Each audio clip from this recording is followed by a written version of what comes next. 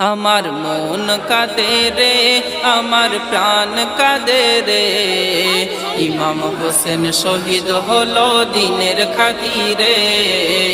ইমাম হোসেন শহীদ হলো দিনের খাতিরে।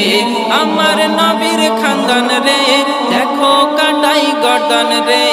আমার নবীর খানদান রে, দেখো কাটাই গর্দান রে। ইমাম হোসেন শহীদ হলো দিনের খাতিরে।